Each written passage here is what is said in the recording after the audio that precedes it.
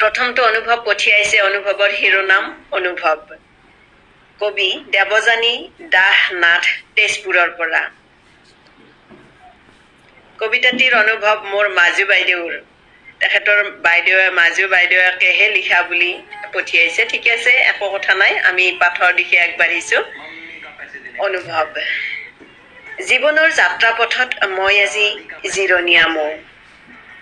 সময়ৰ অন্তত আকৌ যাত্ৰা কৰিম। এদিন দুদিন কৰি দিন যাব, পষেক পাৰ হব। মাহৰ অন্তত মোৰ জীৱনে আকৌ ব্যস্ততাৰ গতি লব। আজি এই অনুভৱবোৰে ঠেকা খুন্দা লগাইছে, ওলোৱাৰ বাট বিচাৰি ফুৰিছে। মোৰ শব্দৰ ফুলবোৰে এখন সুন্দৰ দলিচা সাজিছে। এই দলিচাখনত পূৰ্ণিমাৰ ৰাতি জোনবাইৰ সৈতে কথা পাতিম। আৰু আউসীৰ ৰাতি মই জিলিৰ সৈতে সুৰ মিলাই গীত গাম। সততাৰ গীত, প্ৰেমৰ গীত, নিচুকনি গীত, সময়ৰ গীত, সঁচা অনুভৱৰ গীত। সঁচাকৈয়ে অনুভৱ মানে মানুহৰ হৃদয়ত জাগৰিত হোৱা কিছুমান চিন্তা, চেতনা, ধাৰণা, যাক আমি একোটা কাব্যিক ৰূপত তাক সজাই পৰাই উলিয়াই দিওঁ। সুন্দৰভাৱে কবিয়ে আগবঢ়াই নিছে। আমাৰ মঞ্চত উপস্থিত হৈছেহি মেঘালী শৰ্মা প্ৰিয় সতীৰ্থ। শুভ সন্ধিয়া জনালো। প্ৰণিপাত সৈতে আপোনাকো শুভ সন্ধিয়া জনাইছো আমাৰ আজিৰ বিশেষণীয় পৰিৱেশনৰ এই অনুষ্ঠানলৈ। সুজাতা বাইদেউ মৰম দিছে, ফুলৰ থোপা আঁকোৱালি লৈছো বাইদেউ। ববিতা বৰ্মন প্ৰিয় সতীৰ্থ আহিছে, স্বাগতম জনাইছো আমাৰ আজিৰ বিশেষ মঞ্চলৈ। অনুভৱ। হয়, জীৱনটো অকমান সুকীয়া।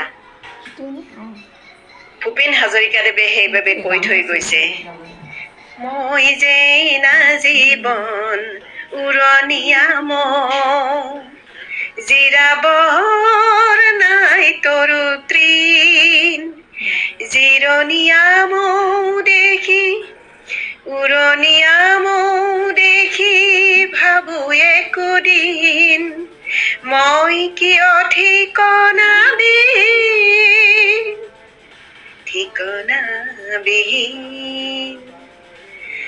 আচলতে মানুহৰ জীৱনটো সেই চৰণে জানে মৰণৰ ঠাই লেখীয়া। আমাৰ জীৱনটো আগবাঢ়ে, আমাক পৰিৱেশে আগবঢ়াই লৈ যায়।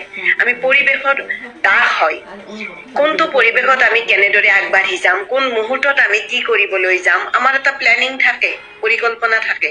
থাকিলেও তাৰ আঁৰত কিন্তু এটা পৰিৱেশে আমাক প্ৰভাৱান্বিত কৰে, যাৰ বাবে আমাৰ কবিৰ হৃদয়ত জাগি উঠা সেই কবিয়ে লিখিছে যে মই জিৰণীয়া মৌ, অত মই অলপ সময় জিৰণি লৈছো, আকৌ মৌ চুহিছো, মৌ চাক তৈয়াৰ কৰোতে মোৰ অৰিহণা মই যোগাই গৈছো। এয়াই যেন জীৱন যাত্ৰা। ঠিক আমাৰ লেখীয়া, মানুহৰ লেখীয়া যে আমিও আমাৰ সংসাৰ সমুদ্ৰত জন্ম পাইছো।